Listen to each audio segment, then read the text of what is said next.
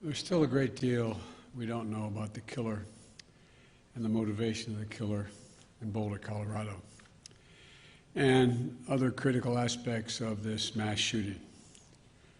I've been briefed this morning by the Attorney General of the United States, the Director of the FBI. I've spoken with the Governor, and I'll be speaking with the Mayor on the aircraft. We're working very closely with the state and local law enforcement officials, and they're going to keep me updated as they learn more. You're going to ask me to speculate. Understandably, you'd ask me to speculate about what happened, why it happened, and I'm not going to do that now because we don't have all the information, not until I have all the facts. But I do know this. As president, I'm going to use all the resources at my disposal to keep the American people safe. As I said, at this moment, a great deal remains unknown, but three things are certain. First, 10 lives have been lost, and more families have been shattered by gun violence in the state of Colorado.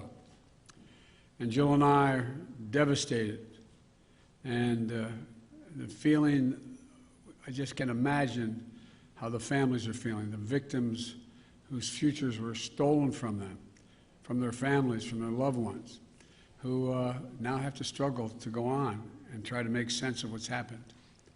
Less than a week after the horrific murders of 8 people and the assault on the AAPI community in Georgia, while the flag was still flying half-staff for the tragedy, another American city has been scarred by gun violence and resulting trauma. And the state, I even hate to say it because we're saying it so often, my heart goes out. Our hearts go out for the survivors, who had to flee for their lives and who hid, terrified, unsure if they would ever see their families again, their friends again. The consequences of all this are deeper than I suspect we know. By that I mean the mental consequences, the feeling of, anyway, it's just been through too many of these. The second point I want to make is my deepest thanks to the heroic police and other first responders who acted so quickly to address the situation and keep the members of their community safe. And to state the obvious, I commend the exceptional bravery of Officer Eric Talley, and I send my deepest condolences to his family, his close family and 7 children. You know, when he pinned on that badge yesterday morning, he didn't know what the day would bring. I want everybody to think about this. Every time an officer walks out of his or her home and pins that badge on, the family member that they just said goodbye to wonders whether they'll subconsciously, will they get that call, the call that his wife got. He thought he'd be coming home to his family and his 7 children. But when the moment the act came, Officer Tully did not hesitate in his duty, making the ultimate sacrifice in his effort to save lives. That's a definition of an American hero. And thirdly, I want to be very clear.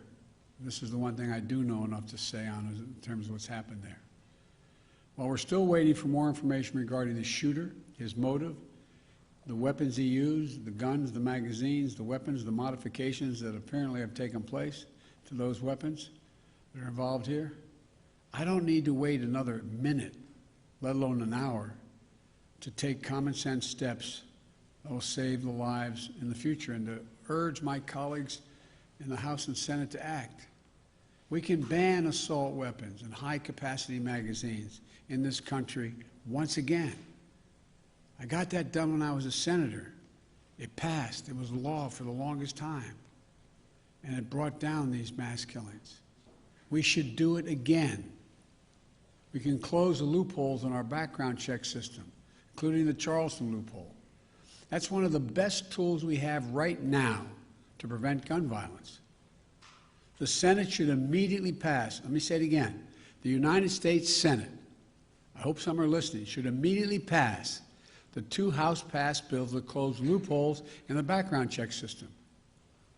These are bills that receive votes of both Republicans and Democrats in the House.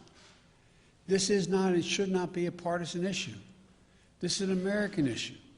It will save lives, American lives, and we have to act. We should also ban assault weapons in the process. I'll have much more to say as we learn more, but I wanted to be clear.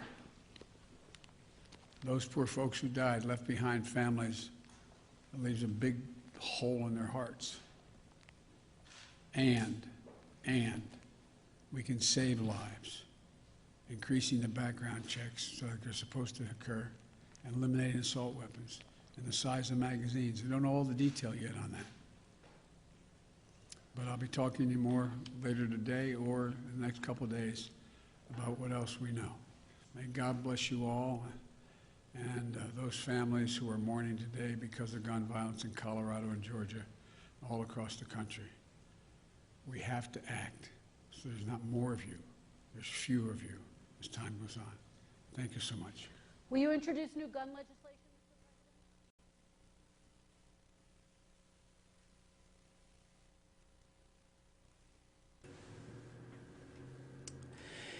Will Dupree here in the KXAN live studio. We just heard from President Joe Biden commenting on the deadly mass shooting that happened at a grocery store yesterday afternoon in Boulder, Colorado, that left 10 people, including a Boulder police officer, dead. We wanted to show you their names. Police released these earlier today, and we'll just leave these up for just a moment as you take in the names and ages of the 10 people who died in yesterday's mass shooting.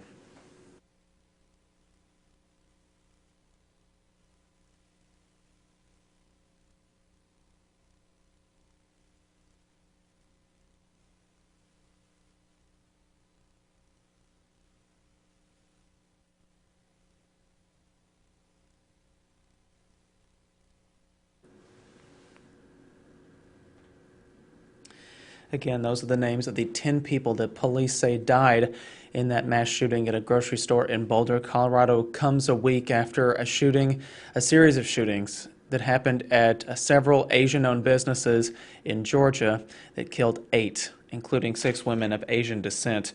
There, President Biden was saying that he is calling for the U.S. House and Senate to pass an assault weapons ban, and potentially that for high-capacity magazines. He also asked the U.S. Senate to take up the 2 House-approved bills that would close loopholes in the background check system for gun purchases. So we'll have to see where those proceed and keep covering those developments too. We have more information about the shooting as well as information about the arrest of a 21-year-old suspect in that Boulder, Colorado shooting. It's on our website, that's KXAN.com, and on the KXAN News app, so please download that if you've not done so already. I'm Will Dupree here in the KXAN live studio. Thank you all for watching. Please stay safe, be healthy, and take care. We'll see you back here throughout the day with other updates.